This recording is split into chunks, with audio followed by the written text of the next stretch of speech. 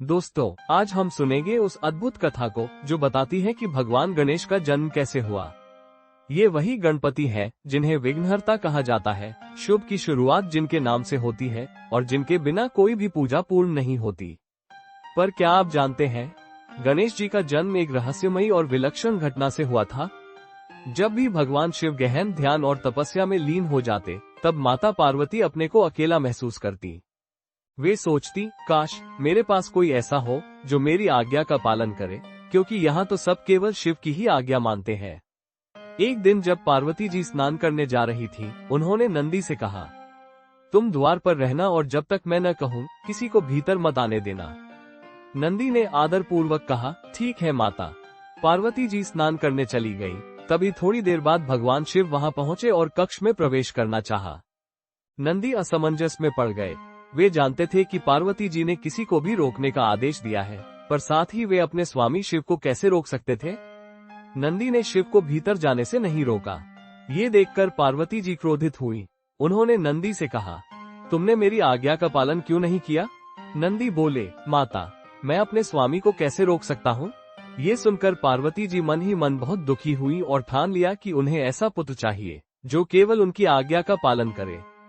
तब उन्होंने गहन तप किया। फिर स्नान के समय शरीर पर लगाए गए हल्दी, चंदन के ओपटन से एक सुंदर बालक की प्रतिमा बनाए। उसमें अपनी प्राण शक्ति फूंकी और वो प्रतिमा सजीव हो उठी। इस प्रकार गणेश जी का जन्म हुआ। माता पार्वती ने उसे गले लगाया और कहा, तुम मेरे पुत्र हो, अब से मेरा सब काम देखना। जब तक मैं न कहूँ किसी को भी, चाहे वे स्वयं भगवान शिव ही क्यों न हो, भीतर मत आने देना। इसी बीच भगवान शिव कैलाश पर लौटे और माता के कक्ष में प्रवेश करना चाहा। द्वार पर खड़े गणेश जी ने उन्हें रोका। माता विश्राम कर रही है, आप अंदर नहीं जा सकते। शिव ने समझाया, मैं पार्वती का पति हूँ, मुझे मत रोक। पर गणेश जी अडिग रहे। भोलेनाथ को आश्चर्य हुआ, ये बालक कौन है जो मुझे रोक रहा है। उन्होंने अपने गणों को आदेश दिया कि इस बालक को हटाओ, पर गणेश ने छोटे से दंड से ही शिवगणों को परास्त कर दिया। ये समाचार देवताओं तक पहुंचा। वे भी आए, पर कोई भी उस बालक के आगे टिक न सका। सब विस्मित थे, यह अद्भुत बालक आखिर है कौन। अंत में शिव स्वयं सामने आए। गणेश ने उन्हें भी रोक दिया। क्रोधित होकर शिव ने अपने त्रिशूल से वार किया और गणेश का सिर धड़ से अलग कर दिया। ये दृश्य देखकर माता पार्वती शोक और क्रोध से भर उठी।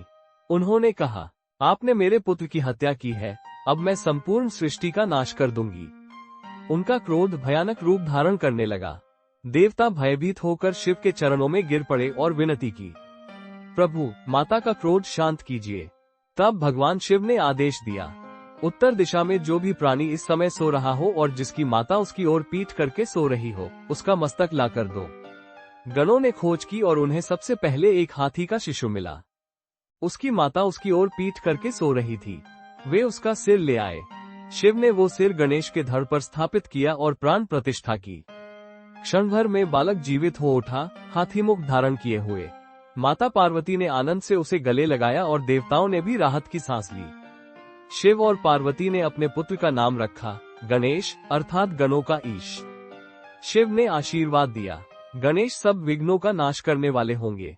संसार में जब भी कोई शुभ कार्य होगा, सबसे पहले इनकी पूजा होगी। इनके बिना कोई भी यज्ञ या पूजन पूर्ण नहीं होगा। तभी से गणेश जी विघ्नहर्ता और सिद्धि विनायक कहलाए। आज भी हर मंगल कार्य की शुरुआत श्री गणेशाय नमः से ही होती है। और यही है गणेश जी के जन्म की पावन कथा। गणपति बप्पा मोरया।